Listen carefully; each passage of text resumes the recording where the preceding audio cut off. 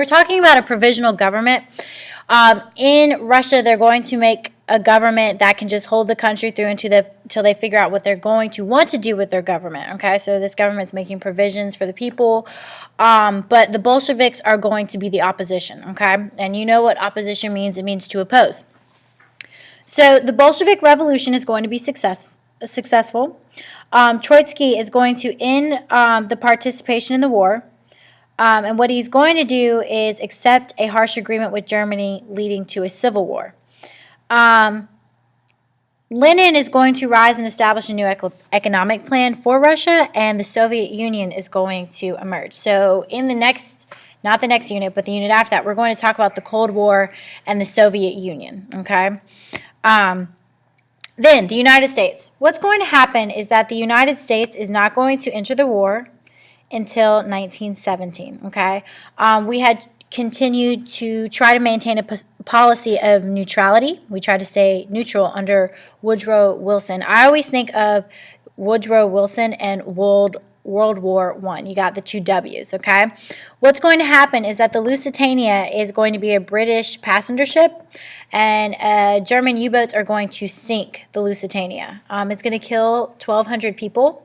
120 of them were Americans, okay? Before this, Germany had been showing some passive-aggressive behavior, like they wanted to get the United States involved in the war, and this is going to be one tipping point. The next tipping point will be the Zimmerman Note. Germany is going to try to get Mexico to start a war with the U.S. as a distraction. So they're going to contact Mexico with a telegram, and they're going to ask them to join their side or their cause and start a fight with the United States to distract them and to keep the United States at bay. Because Germany knows that if the United States, even though they are trying to be passive-aggressive towards them, even if they do get them involved in the war, they know that during this time we are a strong force in the world and that we could really help in World War I. And Mexico is going to inform the United States, and that is pretty much going to be the tipping point for us to get involved. In 1917, the U.S. enters the war with fresh recruits and resources. You know, you have to think that Britain and France and Russia are worn out. They're tired. They've been fighting for, 3 years. And the United States, we're rolling in. We're fresh. We're ready to go. And by the time we enter the war, Germany knows that they don't stand a chance against us. Here are some ships right here. Lusitania. This is a U-boat. My bad. Submarine. A U-boat is a submarine. And then what? What's going to happen is that you're going to have Woodrow Wilson's going to establish the 14 points. It's going to call for the reduction of weapons. A country's people should choose their government. And it's going to create an international organization to support peace. But France's leader is going to want Germany to suffer. Because Germany has, everybody blames Germany for militarizing, starting this war.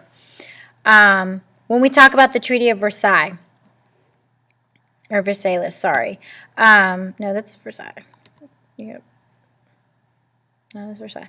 When we talk about the Treaty of Versailles, Germany must pay the war reparations, which means they have to pay everybody's debt from the war. They have to admit full responsibility for starting the war. The German military will be limited in size, so we're going to reduce their military. Germany must return land to France and Russia.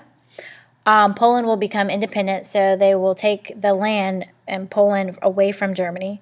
And Germany's colonies will be divided up by the Allied powers. So the Allied powers will take Germany's colonies away from them. Also, the League of Nations is going to be established. It's funny because the League of Nations was established off of the 14 points by Woodrow Wilson, but the U.S. Congress says that they're going to refuse to participate, and Germany's not allowed to be involved. Austria-Hungary and the Ottoman Empire are going to be divided into Austria, Hungary, Yugoslavia, Czechoslovakia, and Turkey. Britain issues the Balfour Declaration, which will take some of Palestine's land and actually make a home for the Jews. This will be Israel. And Germany is going to be extremely humiliated. Its economy is going to be ruined, and they're going to become very bitter. Now, Europe before World War I in 1914. As you can see, we have a change here because Austria-Hungary is united as one empire, and then you have the Ottoman Empire in the right corner. And what will happen is that after, World War I, in 1919, you see that Czechoslovakia, Austria-Hungary have become their own nations. Yugoslavia has encompassed Turkey, or not Turkey, excuse me, Serbia. And the Ottoman Empire will be Turkey. So you have a change in country lines. You have some countries that will rise near the USSR as well. And Germany has lost a lot of land, and Poland becomes their own country. And we'll talk about Poland a little later with World War II.